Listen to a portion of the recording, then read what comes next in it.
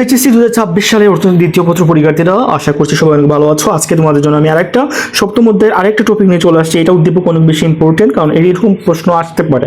এখানে দেখো কি আছে, দাম স্তর। এখানে হচ্ছে আমাদের হচ্ছে গিয়ে ওয়াই অক্ষ রেখা আছে, উৎপাদন আমরা বলবো এখানে, ঠিক আছে। তারপর হচ্ছে গিয়ে আমরা লম্ব অক্ষে দাম ধরেছি, ভূমি অক্ষে হচ্ছে গিয়ে আমরা উৎপাদন ধরবো। এখন ওয়াই এফ পরিমাণে প্রথমে হচ্ছে গিয়ে আমার এতটুকু দেখো, খেয়াল করতে হবে ভালো করে কিন্তু মুদ্রার সংকুচন এবং মুদ্রাস্ফীতি এই দুইটা বিষয়ের চিত্র কিরকম হতে পারে।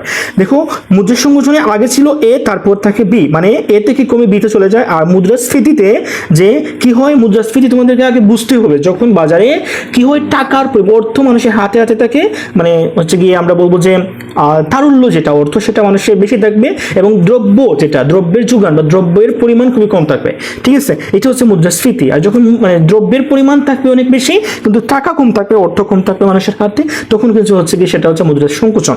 তাহলে এখানে দেখো যে যখন মানুষের চাহিদা বেড়ে যাবে, যখন মানুষের চাহিদাটা বেড়ে যাবে তখন কিন্তু কি হবে, তখন কিন্তু মানুষের হাতে যে টাকাটা কি হবে, টাকাটা কি বেশি না কমবে। দেখো এখানে কি আছে, যে যখন P1 যখন এ, তখন কি হচ্ছে যে চাহিদা রেখা এরকম ছিল, তারপর যখন বাড়লো তখন কি হইলো, এখানে মানে এটা কিন্তু বাড়ছে। এই যে প্রথমে যদি দেখো এটা যদি দেখো কোনো চিত্রের মানে D1টার নিচে আছে, তখন বলবো যে ওই চিত্রটা মুদ্রাস্ফীতি বলতেছে এখানে, ঠিক আছে। এখানে মুদ্রাস্ফীতি বলছে। তারপর কিন্তু এটা কি হয়েছে, যখন চাহিদাটা বেড়ে যাবে তখন কি হচ্ছে, এখানে হচ্ছে কিন্তু টাকার পরিমাণটা বেড়ে গেছে। আমি তোমাদেরকে আগেই বলেছি যে যখন মানুষের হাতে টাকা কম থাকবে তখন মানুষ মানে অনেক বেশি যোগান থাকুক বা অনেক বেশি পণ্যদ্রব্য থাকুক বাজারে, মানুষ কম পরিমাণে টাকা কিনবে, কারণ টাকা কম, অর্থ কম থাকে।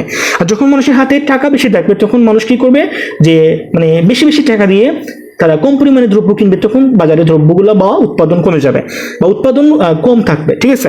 তো এখানে দেখো কি হয়েছে, যে এখানে মানুষের হাতে টাকা চলে আসছে, যেহেতু মুদ্রাস্ফীতি এখানে কাজ করতেছে, যে মানুষ কম পরিমাণ দ্রব্য কিনতেছে বেশি পরিমাণ টাকা দিয়ে, কারণ এখানে টাকার পরিমাণটা কি হয়েছে, মানে মানুষের বেশি হয়ে গেছে।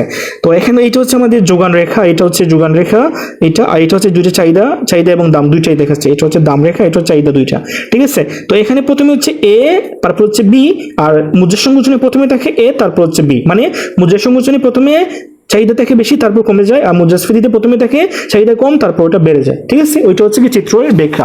আচ্ছা, তারপর দেখো এখানে আরেকটা চিত্র আছে, এখানে দেখো তো সেম একই রকম, প্রথমে এ তারপর বি, ঠিক আছে। তো আমরা দুইটাই চিত্র কিন্তু সেম এখানে। তো আমরা একটু দেখি এখানে প্রশ্ন কি বলেছে আমাদেরকে, যে উন্মুক্ত মুদ্রাস্ফীতি কি, এটা তোমরা পড়বা। এটা কিন্তু খুব সুন্দর একটা বিষয়। দেখো এখানে উচ্চ হারে মুদ্রাস্ফীতি নিয়ন্ত্রণের জন্য, মানে উচ্চ হার যখন মানে খুব বেশি একটা দেশে যখন খুব বেশি মুদ্রাস্ফীতি থাকবে, মুদ্রাস্ফীতি মানে বিরাজ করবে, তখন ওইটা নিয়ন্ত্রণের জন্য সরকারের কোনো পদক্ষেপ না থাকলে, মানে এক কথায় যদি মুদ্রাস্ফীতি নিয়ন্ত্রণের জন্য সরকার কোনো ধরনের পদক্ষেপ পদ্ধতি বা কোনো ধরনের স্টেপ না নেয়, তাহলে আমরা যে বিশ্ব বা যে পরিস্থিতি তৈরি হয় সেটাকে আমরা বলতে পারি উন্মুক্ত মুদ্রাস্ফীতি, ঠিক আছে।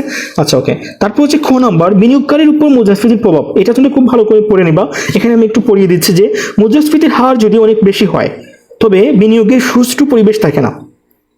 বুঝা গেছে, যে মুদ্রাস্ফীতির হার যদি অনেক বেশি হয় তখন কিন্তু বিনিয়োগের সুষ্ঠু কোনো পরিবেশ থাকে না, মানে মানুষ ইচ্ছে মতো বিনিয়োগ করে, ঠিক আছে। ক্ষতিগ্রস্ত হয়, বিনিয়োগকারীরা ক্ষতিগ্রস্ত হয়, না বলে বিনিয়োগকারীরা ক্ষতিগ্রস্ত হয়। মানে মানুষের হাতে টাকা থাকে, যে যেরকম ইচ্ছে যখন যেখানে ইচ্ছে বিনিয়োগ করে, ইনভেস্ট করে, কারণ টাকা বেশি থাকে মানুষের হাতে। অন্যদিকে মৃদু ও সহনীয় মাত্রায় মানে উজ্জীবিত যেটাকে বলে, যে মানে উজ্জীবিত মুদ্রা মানে মৃদু মুদ্রাস্ফীতি যেটা, ওইটা কি করে মানে একটা দেশকে উজ্জীবিত করে, মানে আলোকিত করে। তাহলে কি, অন্যদিকে মৃদু ও সহনীয় মাত্রায় মুদ্রাস্ফীতি থাকলে তা বিনিয়োগকে উৎসাহিত করে, ঠিক আছে, বা বিনিয়োগ করলে এটি সাফল্য পাওয়া যায়। ফলে বিনিয়োগকারীগণ লাভবান হন, কেননা এতে লাভের পরিমাণ বেশি হয়ে থাকে।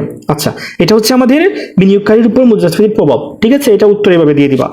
তারপর গ নম্বরে বলেছে যে ক রেখাচিত্রটি পাঠ্যপুস্তকে যে ধারণা প্রকাশ করেছে তা ব্যাখ্যা করো, ঠিক আছে। তাহলে ক রেখাচিত্রটি আমরা পড়ে ফেলেছি, যে পাঠ্যপুস্তকে আমরা জানি যে আমি তোমাদেরকে কনসেপ্টগুলো বলেছি, যে মুদ্রাস্ফীতি এখানে কাজ করতেছে এই চিত্রের মধ্যে, ক চিত্রে প্রথম যে চিত্র আমি বলছি না, যে প্রথমে হচ্ছে গিয়ে চাহিদা কম ছিল, দাম কম ছিল, তারপর চাহিদা বেড়ে গেছে, দাম বেড়ে গেছে, কিন্তু উৎপাদনের পরিমাণ সেম একই রকম ছিল, বা আমাদের এটা তারপর হচ্ছে কি যোগানো সেম একই রকম ছিল, কিন্তু ওই বিষয়টাকে আমরা মুদ্রাস্ফীতি বলবো। এটা দেখে কিন্তু চিনতে হবে, যদি আগে তাকে বেশি চাহিদা দাম পরে কমে যায় তাহলে সেটা হচ্ছে গিয়ে মুদ্রার সংকুচন। তাহলে এখানে আমরা বলবো যে ক রেখাচিত্রটি পাঠ্যপুস্তকে মুদ্রাস্ফীতি ধারণা প্রকাশ করছে বা রেখাচিত্রটিতে। সাধারণত মুদ্রাস্ফীতি বলতে উৎপাদন বৃদ্ধি পাবে না, অর্থের যোগানটা বৃদ্ধি পাবে। ঠিক আছে, যদি দ্রব্য সামগ্রীর যোগান বৃদ্ধি না পেয়ে অর্থের যোগান বৃদ্ধি পায়, তাহলে দেখো এখানে কি বলছে যে মানে আমি আগেও বলেছি যে যদি তোমাদের আমি তো বলি যে মানে বেশি বেশি উৎপাদন না হয়ে যদি কম পরিমাণে উৎপাদন হয়, তাহলে টাকা যদি বেশি হয় মানুষের হাতে, এক কথায় মানে দ্রব্য যখন কম থাকে বাজারে, তখন মানুষ কি করে বেশি বেশি টাকা দিয়ে দ্রব্যটা কিনে, তখন কি হয় মুদ্রাস্ফীতি। আর যখন বেশি বেশি দ্রব্য থাকে মানুষ কি করে মানুষের হাতে টাকা পায় না। ঠিক আছে, আচ্ছা ওকে, দেখো এখানে মানুষের চাহিদাও কমে যায়। এখানে যোগান বৃদ্ধি পায়, কি বলছে যে যোগান বৃদ্ধি পায়, তবে মুদ্রা বা অর্থের ক্রয় ক্ষমতা হ্রাস পায়।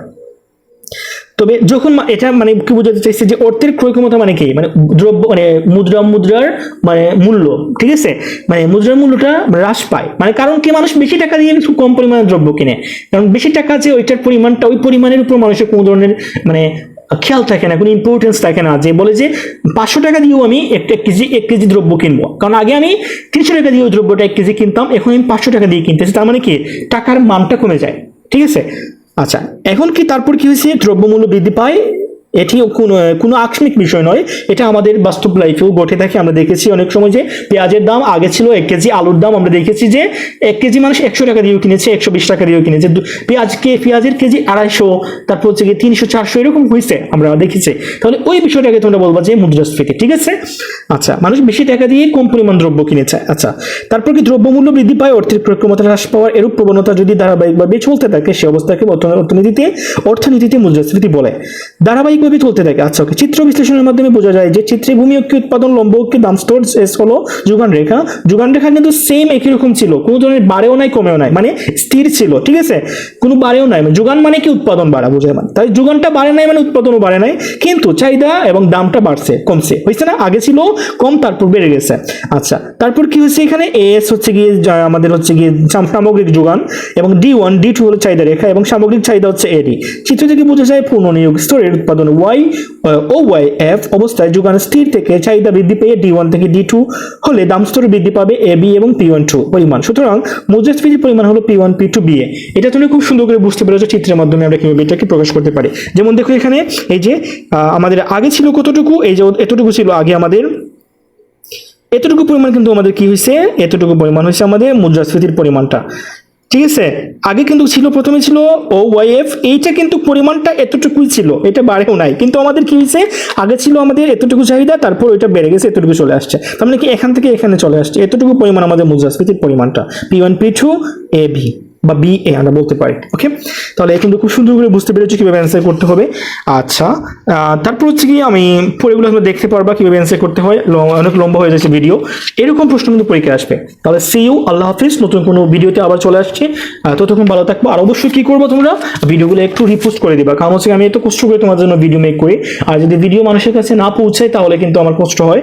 আর হচ্ছে গিয়ে তোমরা প্লিজ সবাই লাইক কমেন্টস করবা, তোমাদের লাইক কমেন্টস আমাকে অনেক বেশি ইন্সপায়ার করে নতুন নতুন ভিডিও তৈরির জন্য।